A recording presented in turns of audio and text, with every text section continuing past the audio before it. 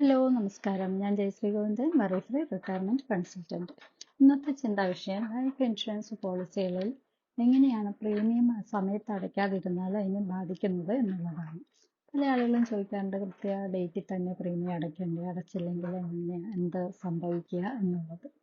നമുക്ക് പ്രീമിയം അടയ്ക്കാനായിട്ട് നിശ്ചിത ടൈമുണ്ട്. ഇപ്പം നമ്മൾ മാസമായിട്ടാണ് അടയ്ക്കുന്നതെങ്കിൽ, അതായത് മന്ത്ലി ECS എന്ന രീതിയിൽ ബാങ്ക് വഴിയാണ് നമ്മൾ അടയ്ക്കുന്നതെങ്കിൽ അത് കൃത്യ ഡേറ്റിന് തന്നെ ബാങ്കിലെ അക്കൗണ്ടിൽ നിന്നും കട്ടായി പോവുകയാണ് ചെയ്യുന്നത്.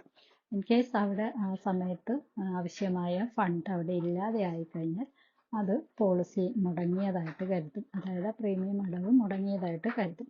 പിന്നീട് അത് പുനഃസ്ഥാപിക്കണമെങ്കിൽ നമ്മൾ ആ പ്രീമിയം നേരിട്ട് LIC അല്ലെങ്കിൽ ലൈഫ് ഇൻഷുറൻസ് കോർപ്പറേഷൻ്റെ ഓഫീസുകളിൽ, ബ്രാഞ്ച് ഓഫീസുകളിൽ കൊണ്ടുപോയി അടച്ചാൽ മാത്രമാണ് അതിനെ നമുക്ക് വീണ്ടും പുനഃസ്ഥാപിക്കാൻ സാധിക്കുകയുള്ളൂ. അങ്ങനെ നമ്മൾ മന്ത്ലി ECS ആയിട്ട് വരുന്ന പോളിസികളിലെ പ്രീമിയം ബാങ്കിൽ നിന്ന് പോകാനായിട്ട് ഏതെങ്കിലും തരത്തിലുള്ള തടസ്സം, അവിടെ കൃത്യമായ ഫണ്ടില്ലായ്മയാണ് മിക്കവാറും സംഭവിക്കുക.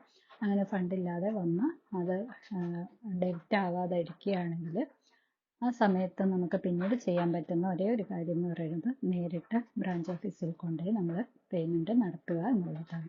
അതിനുശേഷം വീണ്ടും അടുത്ത മാസം തുടങ്ങി അത് ഓട്ടോമാറ്റിക്കായിട്ട് ബാങ്കിൽ നിന്ന് കട്ടായി പോകുന്ന രീതിയിൽ വന്നോളും.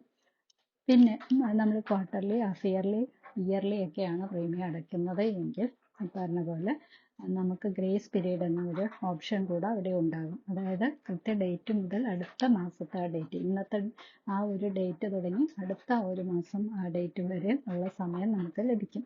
അപ്പോൾ നമ്മൾ ആ കൃത്യ ഡേറ്റിന് അടയ്ക്കാൻ സാധിച്ചില്ലെങ്കിൽ കൂടെ അടുത്ത ആ മാസത്തെ ആ ഡേറ്റിനുള്ളിൽ നമ്മൾ ക്യാഷ് അറേഞ്ച് ചെയ്ത് അടച്ചാൽ മതിയാകും. ഈ ഡേറ്റ് കഴിഞ്ഞിട്ടും, അതായത് ഗ്രേസ് പീരീഡ് കഴിഞ്ഞിട്ടും നമ്മൾ അടച്ചില്ലെങ്കിലാണ് പോളിസി ലാപ്സിലേക്ക് മാറുന്നത്. അപ്പോൾ നമ്മളിങ്ങനെ അത് കഴിഞ്ഞിട്ടും അടയ്ക്കാതെ വന്നു കഴിഞ്ഞാൽ നമ്മൾ എന്ന് അടയ്ക്കുന്നു അതുവരെയുള്ള ഇൻട്രസ്റ്റോട് കൂടി നമ്മൾ അടയ്ക്കേണ്ടി വരും. അതിപ്പോൾ ക്വാർട്ടർലി ആയാലും, ഹാഫ് ഇയർലി ആയാലും, ഇയർലി ആയാലും ഒക്കെ അങ്ങനെ തന്നെയാണ് സംഭവിക്കുക. അപ്പോൾ നമ്മൾ എപ്പോഴും പോളിസി എടുക്കുമ്പോൾ തീർച്ചയായിട്ടും ECS ആണ് ഓപ്റ്റ് ചെയ്യുന്നതെങ്കിൽ എല്ലാ സമയത്തും ബാങ്കിൽ ആ എമൗണ്ട് ഉണ്ട് എന്ന് ഉറപ്പുവരുത്തേണ്ടത് അത്യാവശ്യമാണ്.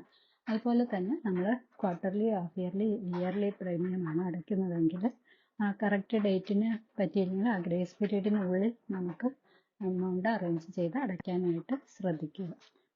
ഈ ഒരു എപ്പിസോഡ് നിങ്ങൾക്ക് ഉപകാരപ്രദമായി എന്ന് ഞാൻ വിശ്വസിക്കുന്നു.